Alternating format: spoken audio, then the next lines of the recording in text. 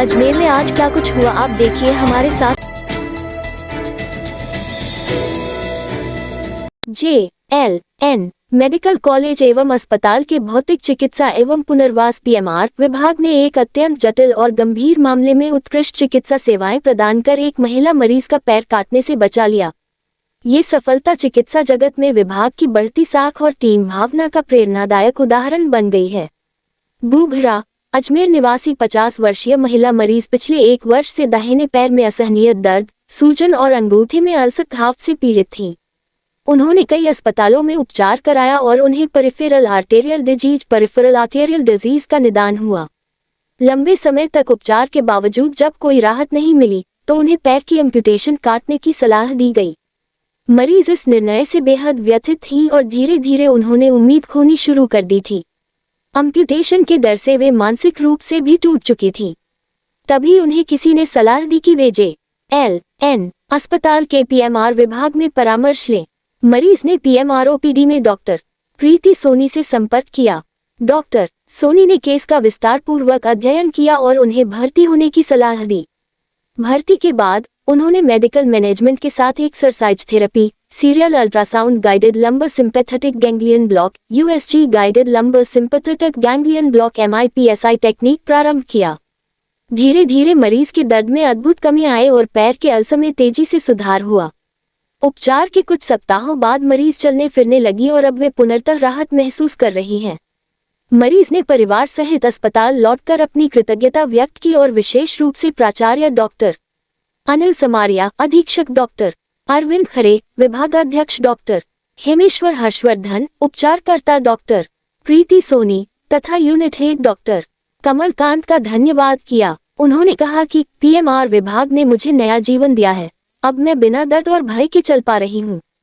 इस सफलता के पीछे PMR विभाग के समर्पित resident doctors doctor Alban George, doctor Ratan Meena, doctor Vishal Sharma, nursing staff, occupation therapist और फिजियोथेरेपिस्ट टीम की निरंतर मेहनत और देखभाल रही, जिन्होंने मरीज के पुनर्वास में अहम भूमिका निभाई। डॉक्टर अनिल समारिया ने कहा, ये सफलता JLN अस्पताल की उन्नत चिकित्सा सुविधाओं और टीम भावना का परिणाम है। वहीं अधीक्षक डॉक्टर अरविंद खरे ने बताया कि PMR विभाग में प्रतिदिन कई गंभीर और पुरानी बीमारियों से पीड़ित मरीज राहत पा रहे हैं।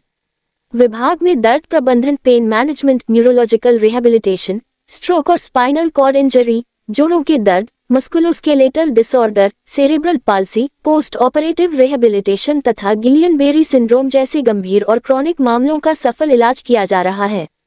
डॉक्टर हेमेश्वर हर्षवर्धन ने बताया कि PMR विभाग में भयंकर दर्द और पैर में जकड़न स्पैज्म को कम करने के लिए USG guided interventional pain management किया जाता है। साथ ही बोटॉक्स इंजेक्शन, बोचुलाइनम टॉक्सिन इंजेक्शन भी दिया जाता है, जिससे मांसपेशियों की जकड़न में उल्लेखनीय राहत मिलती है। हाल के महीनों में कई मरीज जिन्हें अन्य अस्पतालों में सर्जरी या एम्पुटेशन की सलाह दी गई थी, वे PMR विभाग में उपचार लेकर बिना सर्जरी के ठीक हुए हैं।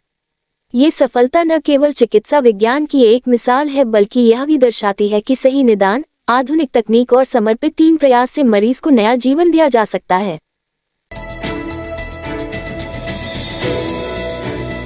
राजस्थान राज्य एवं अधीनस्थ सेवाएं संयुक्त प्रतियोगी परीक्षा 2024 के अंतिम चरण के साक्षात्कार मंगलवार को पूरे हो जाएंगे।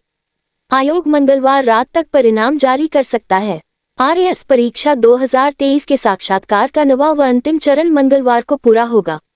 आयोग की तैयारी है कि मंगलवार रात तक अंतिम परिणाम जारी कर दिया जाए। इसके साक्षात्कार का पहला चरण 21 अप्रैल से शुरू हुआ था। वर्तमान में 9वां व अंतिम चरण जारी है, जो मंगलवार को संपन्न होगा। कुल 2168 अभ्यर्थियों के साक्षात्कार हो रहे हैं।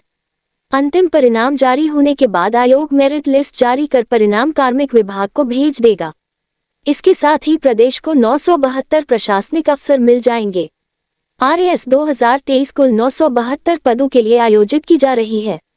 इस परीक्षा का विज्ञापन 28 जून 2023 को जारी किया था। प्रारंभिक परीक्षा गत 1 अक्टूबर 2023 को आयोजित की गई थी। परीक्षा में 4,57,927 अभ्यर्थी शामिल हुए।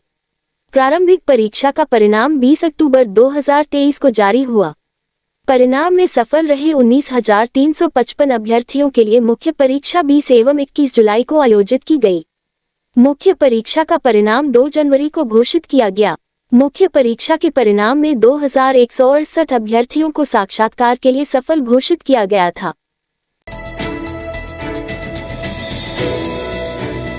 नेता प्रतिपक्ष टीकाराम जूली ने पचपदरा रिफाइनरी को लेकर भाजपा सरकार पर गंभीर आरोप लगाते हुए कहा कि भाजपा ने जनता से किया वादा तोड़ा है।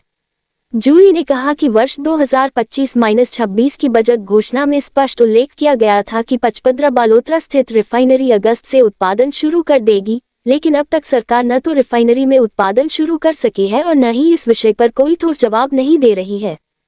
18 के अंदर फिर वापस हमारी सरकार आई और हमने 18 से 23 तक इसका लगभग 80% काम पूरा किया। लेकिन 13 से 18 इनका कार्यकाल और अब 23 से लेकर 25 2 साल का ये कार्यकाल, यानी 7 साल में ये लोग 20% काम इसका पूरा नहीं कर पाए।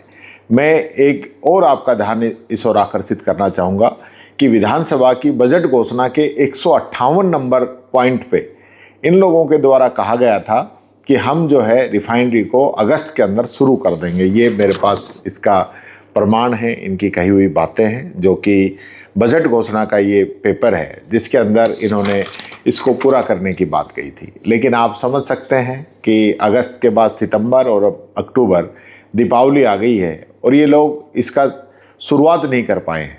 शुरुआत भी इनको चरणबद्ध रूप से करनी है, यानी कंप्लीट नहीं कर पाएंगे। कोई एक ऐसा एरिया है जिसको ये शुरू करेंगे, लेकिन उसको भी शुरू नहीं कर पा रहे हैं। तो मैं यही कहना चाहूँगा इस सरकार से कि इस डबल इंजन का फ़ायदा क्या है, जो कही हुई बातों को भी समय पे पूरा नहीं कर पा रहे हैं। ये बात मैं कहना चाहूँगा। राजस्थान की जनता के सामने इनकी एक और सच्चाई उजागर मैंने आज की है और आने वाले समय में इसी प्रकार से इनके झूठे जो वादे हैं, इनके झूठे जो दावे हैं, उनकी पोल आपके बीच में खोलता रहूँगा। इस रात की सुबह नहीं होती जब तक हाथ में उसकी गर्माहट नहीं होती। चाय का प्याला, अखबार साथ पुराना है, मिट्टी से जोड़ता है। खबरों की खुशबू से सारा घर महकता है। हर रंग में ढला कहानियों से किस्सों तक ले जाता है बेरोक टोक। देश के हर हिस्से तक ये हकीकत का आईना है, ख्वाबों को सच करके दिखाता है। दैनिक नवज्योति, आपके लिए, आपके साथ। ये थे आज के मुख्य समाचार। विस्तार से जानने के लिए पढ़ते रहिए दैनिक नवज्योति। दैनिक नवज्योति के YouTube चैनल को सब्सक्राइब करें और ताज़ा अपडेट के लिए बेल आइकॉन दबाएं।